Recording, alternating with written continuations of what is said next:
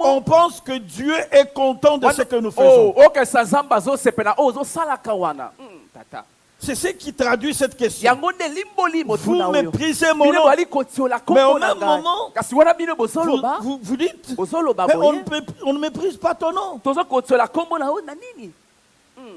Vous êtes toujours avec moi? Nous sommes partis, un père, un fils honore.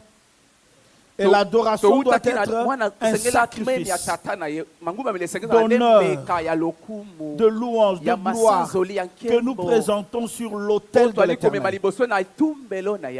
Est-ce que c'est clair pour tout le monde? Tout cela passe par... Nous devons d'abord être de vrais adorateurs qui adorent le Père en esprit et en vérité. Car ce sont de tels adorateurs que le Père cherche. Maintenant, nous sommes en train de voir en tant qu'adorateurs. Mais au même moment, nous sommes des sacrificateurs. L'adoration pour nous doit être un sacrifice que nous plaçons sur l'autel de l'Éternel. Sur l'autel de l'adoration. Mais cette adoration doit répondre à un certain nombre de critères. Et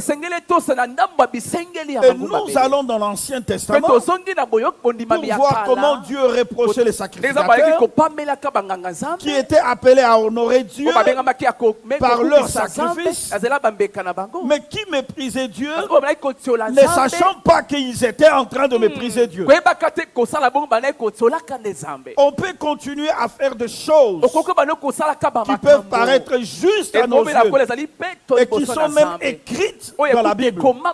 Mais pendant que nous le faisons, lorsque Dieu regarde ce que nous lui présentons comme offrande, il dit que nous le méprisons. Le sacrificateur ne savait pas qu'ils étaient en train de mépriser Dieu. Le verset suivant, 7. Le verset 7. Vous offrez sur mon autel des aliments impurs. Je me dis, il y a un problème ici. Où le sacrificateur ne comprend absolument rien la loi lévitique et il peut se lever un matin. En fait, en réalité, ce n'était pas lui qui sacrifiait les aliments. Lui, il était, on va dire, l'intermédiaire. Le peuple amenait les animaux pour que les sacrificateurs le présentent devant le Seigneur. Mais curieusement, les animaux que le peuple amène, quand Dieu le regarde, il trouve que c'est impur. J'ai comme l'impression que lui-même, le sacrificateur, ne voit pas que cet animal est impur. Ou alors, Israël était rentré dans une période compliquée où on peut volontairement apporter un animal impur, mais on s'est dit qu'on doit quand même l'offrir à l'Éternel. Ou alors il y a quelque chose que nous devons rapidement découvrir.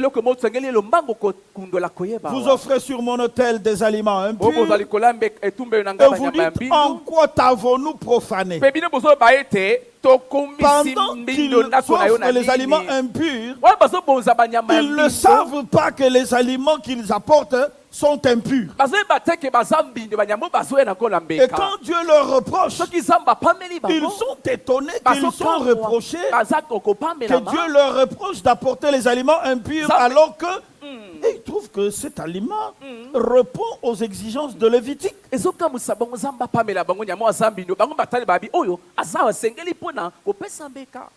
que nous sommes toujours là? Je suis en train de faire le lien.